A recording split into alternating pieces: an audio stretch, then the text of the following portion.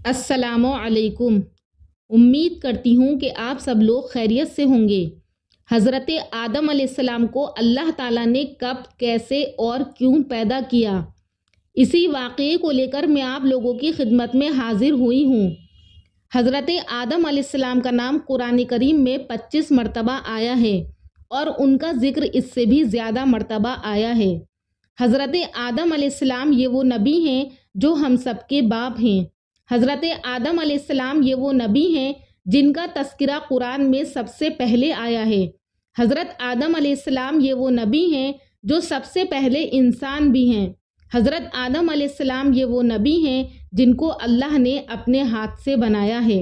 اللہ تعالیٰ کا ارادہ ہوا کہ وہ زمین کو آباد کرے، کیونکہ جن جو حضرت آدم علیہ السلام کی پیدائش سے پہلے موجود تھے تو ان میں اتنی طاقت نہ تھی کہ وہ دنیا کو آباد کرتے، اس لیے اس زمین کو آباد کرنے کی صلاحیت اللہ تعالیٰ نے انسان کو بخشی۔ اللہ تعالیٰ نے انسان کو بہترین ڈھانچے اور حسین ترین شکل اور صورت سے نوازا، پھر اس میں اپنی روح پھونکی تو فرشتوں نے اللہ تعالیٰ سے سوال کیا کہ ایسی مخلوق کو کیوں پیدا کرتا ہے جو زمین میں خونریزی کرے گی، تو اس پر اللہ تعالیٰ نے کہا کہ جو تم نہیں جانتے وہ میں جانتا ہوں۔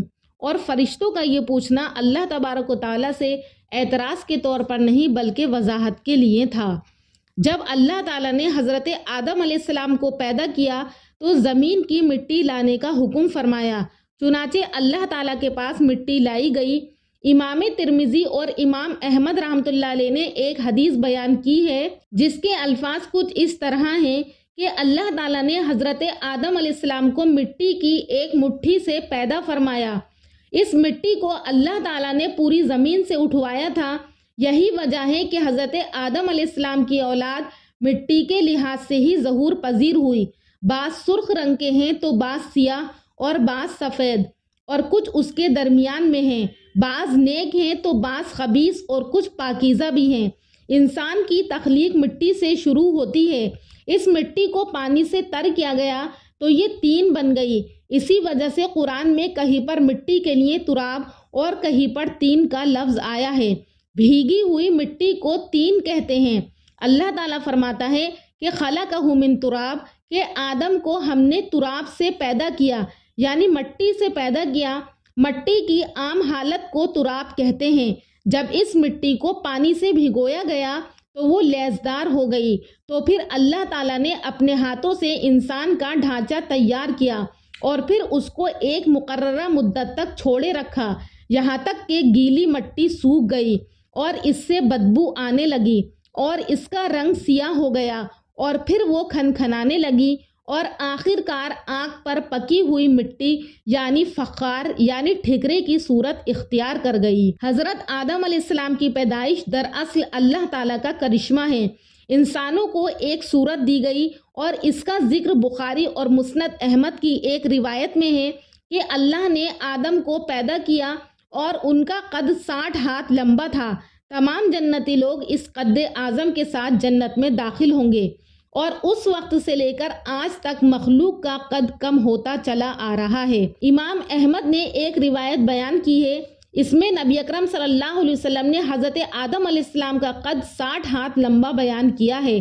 صحیح مسلم اور مسند احمد کی روایت میں ہے کہ اللہ تعالیٰ نے آدم علیہ السلام کو پیدا کیا تو انہیں اپنی منشا کے مطابق کچھ عرصہ دراز تک ڈھانچے کی شکل میں چھوڑے رکھا، اور ابلیس اس کے ارد گرد چکر لگانے لگا، اور ابلیس یہ سمجھ گیا کہ یہ مخلوق ایسی پیدا ہو رہی ہے جو اپنے اوپر کنٹرول نہیں کر سکے گی۔ تفسیر قرطبی میں عبداللہ ابن عباس رضی اللہ تعالیٰ عنہ سے روایت ہے کہ اللہ نے حضرت آدم علیہ السلام کی مٹی کا حکم دیا، مٹی لائی گئی۔ اللہ نے حضرت آدم علیہ السلام کو لیسدار مٹی سے پیدا کیا اور یہ کام اللہ نے اپنے ہاتھوں سے کیا۔ آدم علیہ السلام 40 راتیں مجسمے کی صورت میں پڑے رہے، جسم موجود تھا لیکن روح موجود نہیں تھی۔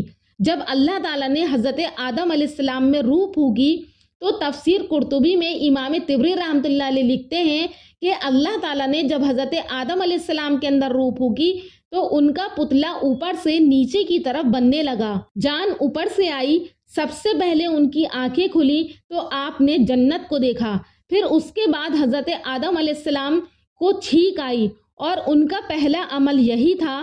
اس وقت بھی حضرت آدم علیہ السلام نے الحمدللہ کہا تھا، اور ابھی پوری طرح سے روح حضرت آدم علیہ السلام کے جسم میں پہنچی بھی نہیں تھی کہ انہیں بھوک لگنے لگی، انہوں نے بھاگنا چاہا۔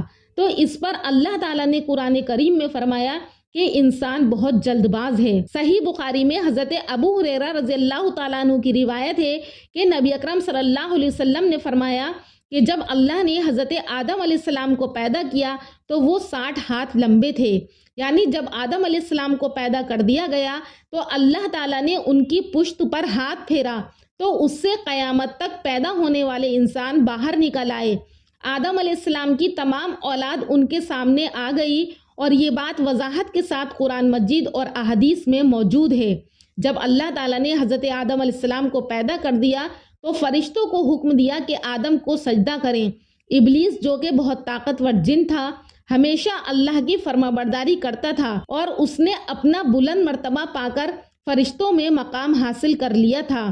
اور جب اللہ تعالیٰ نے حضرت آدم علیہ السلام کو سجدہ کرنے کا حکم دیا تو اس نے انکار کر دیا اور کہا کہ میں کیوں کر سجدہ کروں، میں اس سے بہتر ہوں، تو نے ان کو مٹی سے پیدا کیا جبکہ میں آگ سے پیدا ہوا ہوں۔ تو اللہ تعالیٰ نے اس کی سرکشی دیکھ کر فرمایا کہ اس جنت سے اتر جا، تجھے کوئی حق حاصل نہیں کہ تو یہاں رہ کر تکبر کرے۔ ابلیس نے جواب میں کہا کہ مجھے قیامت کے دن تک اے اللہ مہلت دے دے، یعنی اتنی لمبی عمر دے دے کہ مجھے موت نہ آئے۔ تو اللہ نے کہا کہ تجھے مہلت دے دی گئی ایک وقت مقررہ تک۔ تو شیطان نے کہا کہ میں قسم کھاتا ہوں کہ میں لوگوں کو سیدھے راستے سے بہکاؤں گا، اور ان کے آگے سے، پیچھے سے، دائیں سے، بائیں سے، ان کے سامنے سے آؤں گا۔ تو اللہ نے شیطان کو ذلیل و خوار کرتے ہوئے کہا کہ یہاں سے نکل جا۔ اللہ نے کہا کہ جو انسان بھی تیری پیروی کرے گا میں ان سے جہنم کو بھر دوں گا۔ قرآن کریم میں اس گفتگو کو ایک الگ انداز میں بیان کیا گیا ہے۔ اللہ تعالیٰ فرماتا ہے کہ آپ کے رب نے فرشتوں سے فرمایا کہ میں مٹی سے ایک انسان کو پیدا کرنے والا ہوں، سو جب میں اس میں روح پھونک دوں تو تم سب کے سب اس کے سامنے سجدے میں گر پڑنا۔ چنانچہ تمام فرشتوں نے سجدہ کیا اور ابلیس نے نہیں کیا کیونکہ وہ کافروں میں سے تھا۔ سب سے پہلے گناہ تکبر تھا، اس لیے علماء اکرام فرماتے ہیں کہ تمام گناہوں کی جڑ تکبر ہے اور غرور ہے۔ نبی اکرم صلی اللہ علیہ وسلم نے اپنی امت کو تکبر نہ کرنے کا سختی سے حکم فرمایا ہے۔ اللہ تعالیٰ نے جب حضرت آدم علیہ السلام کو پیدا کیا تو ان کو فرشتوں سے بھی بڑا عالم بنا کر پیدا کیا۔ تو جب آدم علیہ السلام کو سلام چلنے لگے تو سب سے پہلے آدم علیہ السلام نے فرشتوں کو سلام کیا، جب ہی سے سلام کی ابتدا ہوئی۔ سیدنا عبداللہ ابن عباس رضی اللہ تعالیٰ عنہ فرماتے ہیں کہ اللہ تعالیٰ نے حضرت آدم علیہ السلام کو ہر چیز کا نام اور علم سکھا دیا تھا۔ وہ آسمان اور زمین کی ہر چیز کا نام جانتے تھے، نام کے ساتھ ساتھ اللہ نے ان کو ہر چیز کا کام بھی سکھا دیا تھا۔ الغرض آگ، لوہے، لکڑی، ہر چیز کا استعمال ذہن میں ڈال دیا تھا۔ اللہ تعالیٰ نے فرشتوں سے کہا کہ تم ان سب چیزوں کے نام بتاؤ، پر ان فرشتوں کو علم نہ تھا۔ اللہ تعالیٰ نے حضرت آدم علیہ السلام کو یہ علم دے کر فرشتوں پر فوقیت دے دی اور فرشتوں سے سجدہ تعظیمی کروایا، اور سجدہ تعظیمی اس وقت جائز تھا لیکن اب حرام ہے۔ پھر اس کے بعد اللہ تعالیٰ نے حضرت آدم علیہ السلام کو جنت میں بھیج دیا۔ وہ کافی عرصے تک جنت میں رہے۔ احادیث میں آتا ہے کہ وہ جنت میں تنہائی محسوس کر رہے تھے، وحشت محسوس کرتے تھے۔ آخر کار ایک روز جب وہ سو رہے تھے تو اللہ تعالیٰ نے ان کی بائی پسلی سے اماں حوا کو پیدا کیا اور آدم علیہ السلام کا ہم سفر بنا دیا، اور آدم علیہ السلام کے وجود سے ہی ان کو پیدا کیا گیا، وہ کوئی الگ مخلوق نہیں تھی۔ جب وہ پیدا ہو گئیں تو ان کو ان کے سامنے لایا گیا، اور جب وہ بیدار ہوئے تو انہوں نے ایک عورت کو اپنے قریب بیٹھے دیکھا تو پوچھنے لگے کہ تم کون ہو؟ تو انہوں نے کہا کہ میں عورت ہوں، ہم کو اس لیے پیدا کیا گیا تاکہ ہم دونوں سکون حاصل کریں۔ اب ابلیس اپنے وسوسے ڈالنے شروع کرنے لگا، گویا اللہ تعالیٰ نے حضرت آدم علیہ السلام کو شیطان کے وسوسے ڈالنے سے پہلے ہی خبردار کر دیا تھا۔ شیطان نے ان دونوں کو لالچ دیا کہ تم اس درخت کو کھا لو، اگر کھا لو گے تو ہمیشہ کی زندگی ملے گی اور کبھی نہ ختم ہونے والی بادشاہت حاصل ہوگی۔ اور اس وسوسے کا مقصد یہ تھا کہ ان دونوں کا بدن جو ایک دوسرے سے پوشیدہ تھا وہ ان کے روبرو ان دونوں کو برہنہ کر دے۔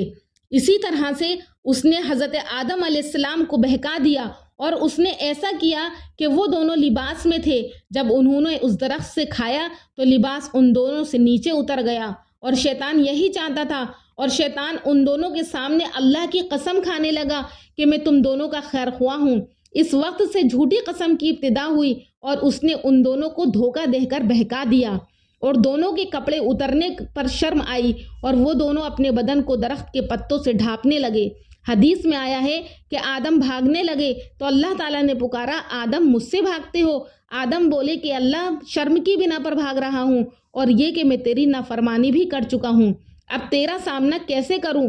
یہاں پر درخت دانہ پہلے حضرت حوا نے کھایا اور پھر انہوں نے ہی حضرت آدم علیہ السلام کو آمادہ کیا تھا۔ اس کے بارے میں حضور اکرم صلی اللہ علیہ وسلم کی حدیث موجود ہے۔ آپ صلی اللہ علیہ وسلم نے فرمایا، اگر حوا نہ ہوتی تو کوئی عورت اپنے خاوند سے خیانت نہ کرتی۔ حوا علیہ السلام نے انہیں غلطی میں مبتلا کیا، پھر اللہ تعالیٰ نے انہیں کہا کہ کیا میں نے تم سے منع نہیں کیا تھا کہ اس درخت کے قریب نہ جانا، اور شیطان تمہارا کھلا دشمن ہے؟ تو پھر حضرت آدم علیہ السلام اور حوا علیہ السلام کے لیے حکم ہوا کہ تم جنت سے دنیا میں اتر جاؤ، تم ایک وقت تک وہی رہو گے، وہی مرو گے اور وہی سے دوبارہ اٹھائے جاؤ گے۔ آدم علیہ السلام زمین پر اترے اور انہوں نے اپنے رب سے یہ توبہ کے کلمات سیکھ لیے، اور پھر دونوں زمین پر اتر گئے اور ان کے ساتھ ہی ابلیس کو بھی اتارا گیا۔ راجح قول یہ ہے کہ حضرت آدم علیہ السلام کو ہند میں اور حضرت حوا کو جدہ میں اتارا گیا۔ جب آدم علیہ السلام اتر آئے تو زمین میں حضرت حوا کی تلاش شروع کر دی۔ آخر کار میدان عرفات میں دونوں کی ملاقات ہو گئی، دونوں نے ایک دوسرے کو پہچان لیا، اس لیے اس میدان کا نام بھی میدان عرفات پڑ گیا۔ اللہ تعالیٰ نے زمین میں انسانوں کو پھیلانا شروع کر دیا اور زمین کو عورتوں اور مردوں سے بھر دیا۔ امام طبری رحمۃ اللہ علیہ بیان کرتے ہیں کہ حضرت حوا علیہ السلام نے حضرت آدم علیہ السلام کے لیے 20 ولادتوں میں 40 بچوں کو پیدا کیا، ہر بار 2 بچوں کو پیدا کیا، ایک لڑکا ہوتا اور ایک لڑکی۔ سب سے پہلا جوڑا حابیل اور اس کی بہن قمیم کا تھا، پھر انسانوں کی آبادی پھیلی اور لوگ زیادہ ہو گئے۔ اللہ تعالیٰ نے حضرت آدم علیہ السلام کو انہی لوگوں کا نبی بنا دیا، وہ انہیں دین سکھاتے رہے۔ اس وقت تمام لوگ واحد تھے، خالص توحید کو اپنانے والے تھے۔ حضرت ابو موسیٰ اشعری رضی اللہ تعالیٰ عنہ فرماتے ہیں کہ جب اللہ نے حضرت آدم علیہ السلام کو دنیا میں اتارا تو انہیں پھر ہر چیز کا علم حاصل تھا اور ہر چیز کی کاریگری جانتے تھے۔ جب وہ اترے تو عالم بھی تھے، لباس میں ملبوس بھی تھے، لوہے، آگ، لکڑی، ہر چیز کے استعمال سے واقف تھے۔ آدم علیہ السلام کے بعد تمام انسانوں کی تعداد روز بروز بڑھتی چلی گئی اور دنیا پھیلتی چلی گئی، اور انسانی کمزوریوں کی بنا پر گناہ بھی شروع ہو گئے۔ حضرت آدم علیہ السلام 960 سال زندہ رہے۔